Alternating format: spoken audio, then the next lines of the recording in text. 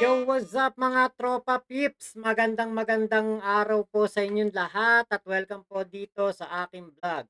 Atin pong pag-uusapan ngayon ay patungkol po dito sa mga sabungero. Yung kanilang kaso daw po ay konektado sa WOD ni Digong o yung kanyang laban kontra Polboron na isang front lang. Pagbabalat kayo lang, kumbaga balat pa ano lang, pabalat bunga lang kanyang WOD dahil ito nga pong laban na ito ay hindi naman po talaga laban sa mga malalaking isda. Kumbaga ang mga kinalaban lamang ni Digong ay yung mga kababayan natin na mahihirap. Hindi po totoo na merong WOD. Dahil yung kanyang WOD ay selective lamang at kapag kaalyado ka, katropa ka, at ikaw ay malapit sa kanila, pwede kang sumiste. Eto po yung balita. Mismong galing po kay Secretary Boying Remulla ang balita po na ito, ang issue po na ito. Kaya po ito, pakinggan na po natin from Bilyonaryo. Sa paglalim pa ng investigasyon sa kaso ng mga nawawalang sabungero, nadiskubre ng DOJ ang tila bagong anggulo. Ang mga suspect daw sa kaso posibleng may kaugnayan din sa drug war killings. Narito ang exclusive report. Ilang beses nang nakausap ni Justice Secretary Boying Remulla ang whistleblower sa mga nawawalang sabungero na si Julie Patidongan alias Totoy. Sa programang On Point, sinabi ni Remulla na kumbinsido siya sa mga pahayag ni Totoy. It just stand on its own. Pigi. Ang mahirap talaga rito. Lawyer up yung mga suspect. They have all the money in the world. They're paying the best lawyers. That is itself increases the challenge. But it does not in any way detract us from our task of proving our case that this happened because of these suspects. Ayon pa sa kalihim, isang USB ang sinurrender ng whistleblower para patotohanan ang kanyang salaysay. Iba-iba. There are recordings, there are video recordings, there are voice recordings, there are copies of documents, etc., etc. Marami. Posible anyang umabot pa sa 30 pulis ang dawit sa kontrobersyal na kaso na maaaring may kinalaman din sa iligal na droga. They were involved in the drug war, and they were also involved in the silencing of these people. Binigyang diin niya, walang sino mang nais gipitin dito. Sa gitna ng lumalalim na investigasyon sa kaso at sinasabing pagkakasangkot ng ilang miyembro ng hudikatura dito, nakausap na ni Remulla si Supreme Court Chief Justice Alexander Quezmundo. I sent a digital file to a justice who brought it to the Chief Justice. We will talk around, maybe we can talk around next week. Baka pwede kami mag-usap next week. Pero so far, I'm just keeping them updated about it. Hinggil naman sa... Yan. So, nakausap na ni DOJ Secretary ang court patungkol po dito sa sinasabi nga po na yung mastermind na daw po hanggang Supreme Court ay malakas. May contact, may kapit. Kaya daw po malakas ang loob na gawa ng mga ganitong bagay. Ayon yan kay Julie Dondon Patidongan. Ngayon po, nabanggit po doon na yung mga PNP na may kinalaman sa mga sabungero ay meron ding kinalaman sa laban kontra sa Polboron ni Digong. So, kasi nung mga unang panahon pa ng paglabas ni alias Totoy, meron na tayong hinala na etong si Digong ay meron pong wala man direct participation dito po sa issue ng mga sabungero, ang akin pong hinala ay merong mga involved na mga tauhan niya, which is yun nga, yung mga PNP, na siyang konektado din dito sa nangyaring EJK. So, baka ang pinupunto dito ni DOJ Secretary ay meron pong mga PNP noon na gumawa po ng EJK, kasama na rin itong mga nangyari dito sa ating mga kababayan na sabong. Kumbaga isa na rin 'yan sa mga gawang EJK. Digong noong siya ang, presidente. Kaya nga po sabi ko, dapat itong bagay na 'to, parating para maipakita na etong si Digong ay, matindi po talaga ang kanyang, ginagawa na kumbaga pambabalewala sa mga buhay ng mga Pilipino, presidente. Kasi nga, para sa akin parang wala siyang pake. Kung meron man na katulad nito na mangyari sa mga sabongero dahil nga po, hindi niya pinahinto yung isabong. Si PBBM pa ang nagpahinto nung siya na ang presidente. Nung panahon ni Digong puwede naman niyang ipahinto ito dahil nga meron ng mga nangyayaring krimen, hindi niya pinahinto, 'di ba? So, puwede siguro itong, dagdag doon sa as evidence na talagang si Digong ay gumagawa ng, crime for humanity o crime to humanity, 'di ba? At, sana nga po, meron ng, kumbaga magtapat, o bagay magsiwalat doon po sa mga PNP, na personnel na sinasabing, naka-restricted custody na, sana meron na po diyan kumanta, 'wag lang sintundo. 'Di ba? Sana po may kumanta na at, sabihin na nila ang kanilang mga nalalaman, sabihin nila ang kanilang partisipasyon at ituro nila kung sino ang nag-utos sa kanila, nagbabayad sa kanila para po gumawa ng mga ganitong bagay na hindi po dapat ginagawa ng isang PNP personnel dahil ang, PNP personnel, to serve and protect ang sinumpaan niyang tungkulin. Pero kung ang kanilang, ginagawa ay to serve the isabong operators or gambling lords, ah, and to protect their business, aba, hindi po talaga puwedeng mga PNP personnel.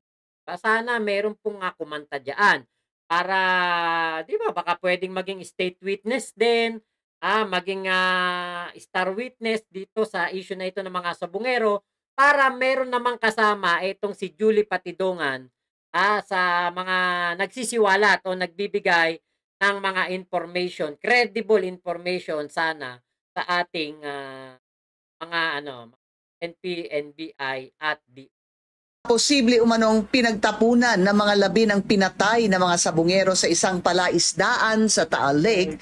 Pinaliwanag ni Remulla na kailangan munang matiyak na magiging maayos ang anumang isasagawang pagsisi doon. You're talking about a lake that is 360 to 500 30 feet deep. Kaya it's a massive effort that we will undertake here.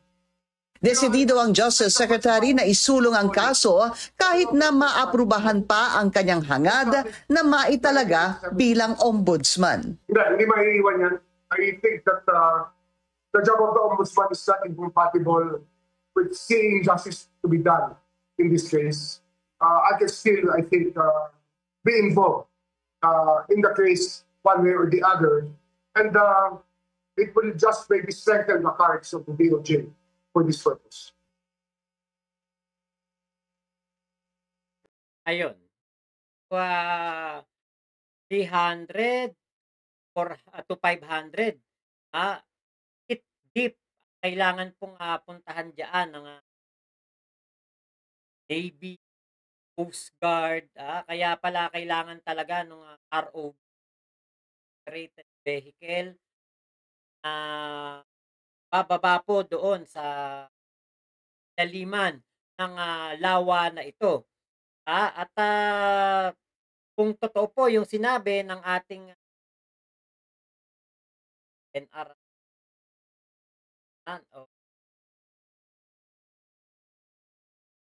daw po na mas ma-preserve pa daw itong labi na ito dahil nga daw po wala na daw pong oxygen doon sa ilalim ng lake na yun. So ngayon, sana kung sakaling maging ombudsman etong si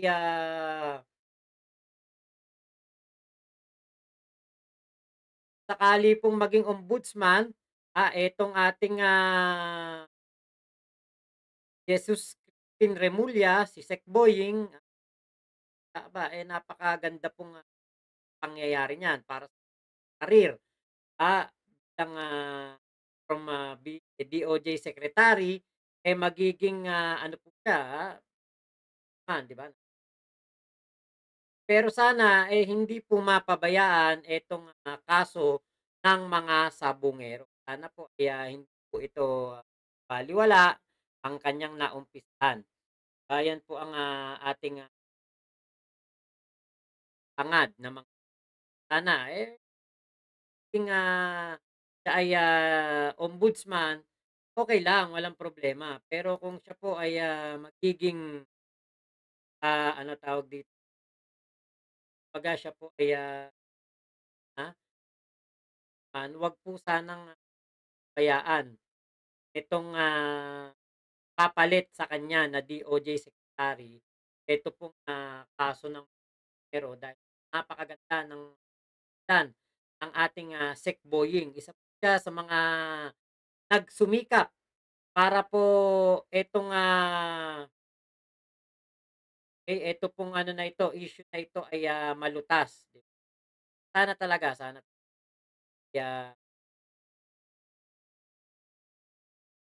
karoon po ay ating maging sigurado ako pag naging ombudsman, maganda po yan, magandang pagkakataon yan para lalo na at nakikita naman natin na maganda ang performance niya as DOJ Sec. Bagay lang. So ngayon, dahil nga po nabanggit, ito pong issue ng mga sabukero ay may kinalaman daw po sa WOD ni Digong. Meron yung pinaka Ito po yung interview kay Senator Bato de la Rosa. Pakinggan po natin. doon, isang investigation, isang recommendation natin doon sa ating committee report which was adopted by the Senate was that dapat ipagpatuloy ng CIDG at ng NBI yung investigasyon doon sa yung mga opisyalis ng State Master at ng Lucky 8 ba yun, yung mga kumpanya niya na inahawakan ni Atong Ang. So dapat patuloy nila yung investigation nila doon kay Atong Ang at saka doon sa mga opisyalis na ng nasabing kumpanya. Tama ba yung naging pahayag nyo mukhang kanina to, no, sa interview sa inyo, yung paniniwala nyo even before nung nag-iimbestiga kayo na merong influential na tao or in person na nagbibigay ng order tungkol dito sa issue na ito? Yes, you cannot just banish these 34 souls without a trace kung walang somebody na very powerful behind their disappearances. So, meron talaga somebody powerful and very influential na ganito kagaling pagkagawa itong trabaho na ito na hanggang ngayon, kahit na meron ng whistleblower na nagsabi na alam niya na saan pinagtatapon pero wala pa rin tayo nakuhang body of the crime. So, meron somebody dito sa likod talaga na malakas. May wisdom ba, Senator, na dapat muling magkaroon ng investigasyon ng Senado tungkol dito? So far, no, Joby, as far as my committee is concerned, we have already wrapped up our investigation. We have submitted our committee report and it was adopted by the Senate. So, tapos na yung investigation namin. So, yung PNP na nagpapatuloy sa kanilang investigation, let's give them the whole playing field to conduct the investigation. Pero kung meron man isang senador na magpasa ng resolution na magpapa-imbestiga nitong magpapa-reopen sa investigation ng missing sabungeros, then I am going to do that. That's my job. Kung meron magpasa ng resolution.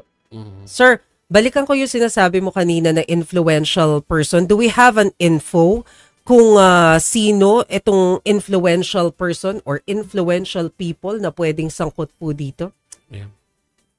Well, kung sino ba yung sinasabi ng whistleblower as the mastermind? Di ba may sinasabi ang whistleblower kung sino ang mastermind?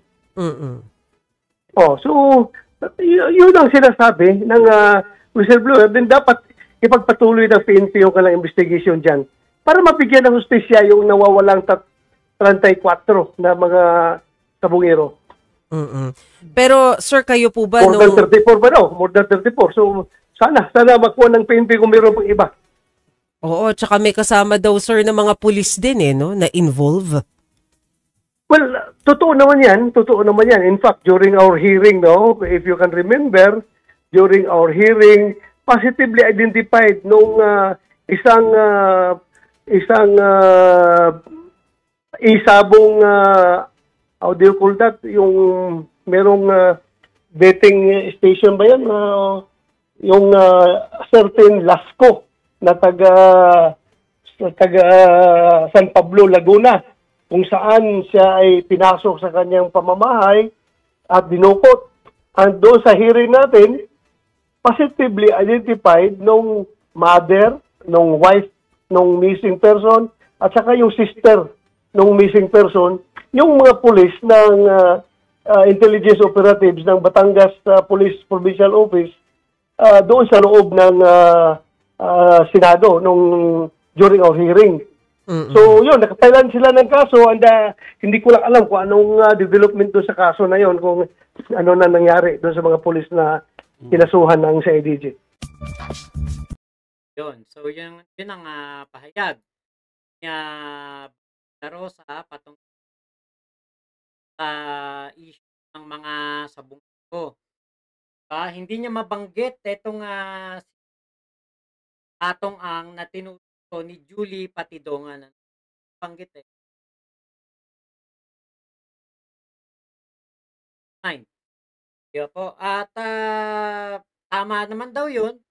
Nga po doon sa mga PNP personnel na na-involve po dito, totoo nga po talaga dahil nga po doon sa Senate hearing na yun ay meron pong mga PNP personnel na tawag at identified po talaga yung mga meron kasing meron parang dalawang magkaibigan o dalawang sabukot at may plano sila gurgurin pero nakatakas po yung isa. At yun nga po yung naka-attend pa doon sa Senate. At doon po sa Senate hearing na yun, wala pong nangyari. Wala pong nangyari.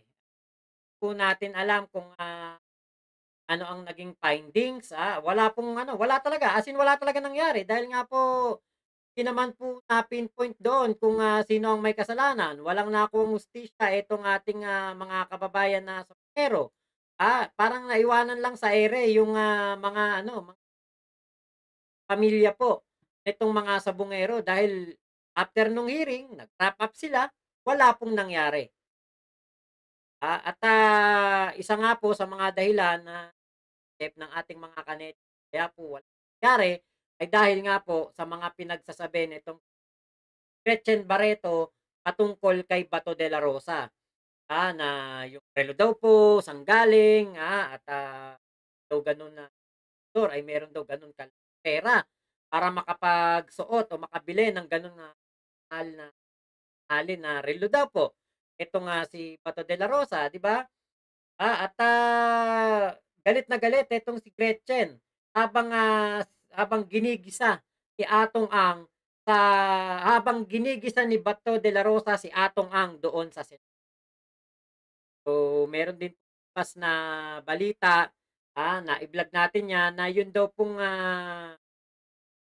isang senador na malapit daw po dito kaya Atong Ang ay kilala daw po sa kanyang mga pagtulong o charity works o kanyang charity outreach program o outreach activity. So, ang tanong, sino kaya yun? Isa lang naman pong sektor ang kilala sa kanyang mga outreach program, sa kanyang mga ginagawang pagtulong. Isa lang naman yan. At siya po ay merong malasakit sa taong bayan. So, ito po ang ating susunod pa na pakikinggan mula naman po sa NAPOLCOM Ito yung aking nakikitang problema dito po sa nangyayari na issue ng mga sobongero. Medyo bukod nga po sa napakatagal na, parang eto nga si Julie Dondon Patidongan, parang ewan natin kung bakit gano'n. Pero bakit parang hindi pa po siya nagpa-file ng kanyang complaint, hindi papasa ng kanyang affidavit. Halos magdadalawang linggo pa, tama ba? 2 linggo siya nung nag-ingay, lumabas sa GMA at binalita ni Emil Tumangil, hanggang ngayon po, Agis na po ngayon ng Hulyo, wala pa rin pong affidavit etong si Julie Dondon Patidongan. Ano nangyari diyan? Pero uulitin ko, wala pa akong affidavit ni alias Totoy. Again, ni one page nun. Hindi ko pa nabasa ni one page nung affidavit nung alias Totoy. So, hanggat wala akong nakuhang papel, hanggat wala akong nakakausap na alias Totoy, lahat to, kwento pa lang as far as the NAPOLCOM is concerned. So, mahirap magsalita eh. Correct. So, hindi pa rin tapos yung investigasyon namin. Ongoing pa. May mga pumapasok na information. Yes, true. Binavalidate yung mga ibang nag-feeler, maybe. Pero hanggat walang papel, chismis yan. Kailangan nakasulat, pinirmahan, nagsampa ng kaso sa National Police Commission. Pero hindi kami matatali kung walang affidavit na ifa-file doon. Kasi pwede nga kami mag-proceed nga sa aming investigasyon. Ulitin ko at kailangan ko i-stress. Walang contest sa lahat ng ahensya ng gobyerno, lahat ay nagtutulungan. Kumbaga, alam nating lahat na ang DOJ ay nandyan, especially for criminal cases. At happy nga ako na si General Torre at ang National Police Commission katuwang sa investigasyon dito. At saka very parallel kayo ng ni General Torre, sir. Correct. Diba? Sobrang alata mo, partner, na may group chat. Kasi very Isa na parallel, sinasabi diba? yan. Anyway, Com, gaano ka-crucial na makuha nyo na yung affidavit ni alias Totoy?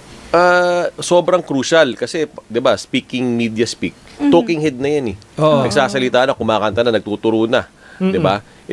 Might as well kunin mo na, pagsalitain natin sa isang forum which is the NAPOLCOM, tapos pasagutin natin yung mga police na involved, 'di ba?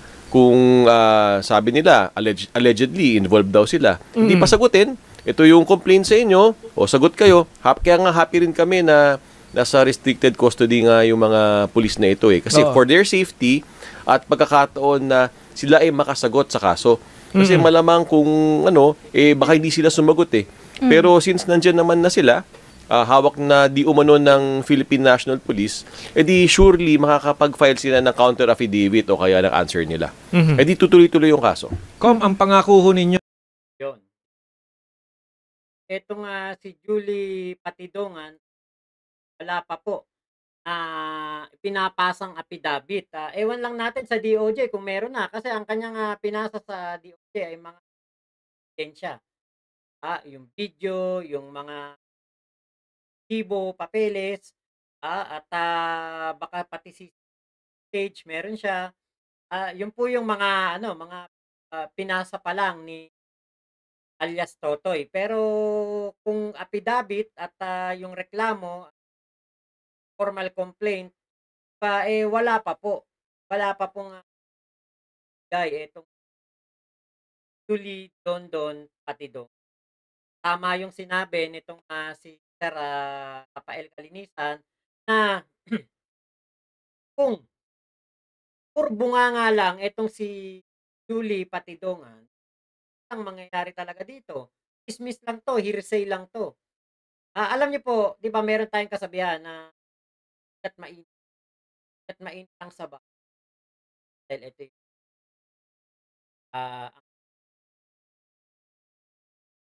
hindi mapapa. Baka mamaya etong si Dondon Patidongan, palamigin na ng palamigin ang issue dahil habang tumatagal po, papalamig na ng papalamig yan. Kapag po walang nakitang mga buto, ang mga magdadive doon o sisisid doon sa lake, wala pong wala na po. Sa totoo lang, dead end. Kapag po walang nakita ang mga diver doon sa Taal Lake, kunwari pumunta sila doon sa Taal Lake, 1, 2, 3, 4 na araw, 5 araw, 1 linggo silang nag-dive doon.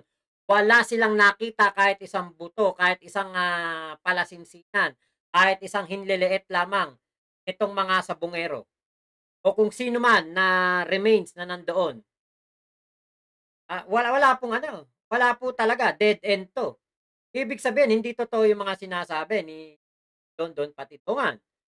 Kaya 'di ba, biruin niyo nahusgahan na ng nahusgahan yung kanyang, tinuturong mastermind na si Atong Ang.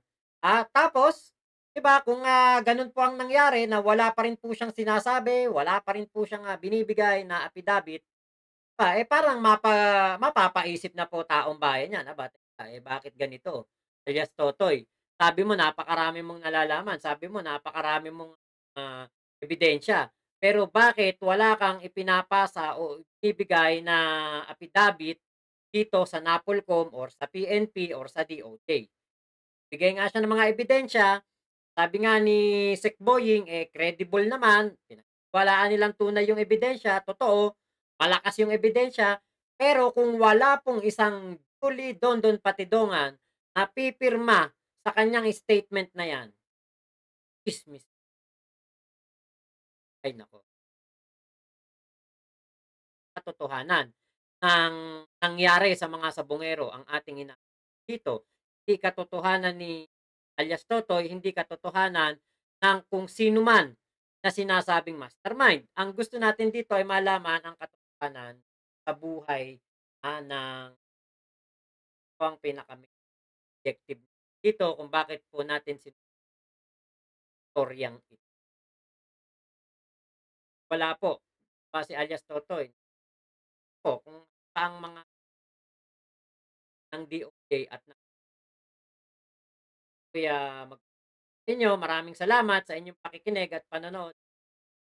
Thank you po sa lahat ng sumuporta. Ingat po kayo. Nasaan mang panig kayo ng mundo. Momo, chup, chup. Love you. God bless us all, Pilipinas. God first. Salamat po. Thank you po. As far as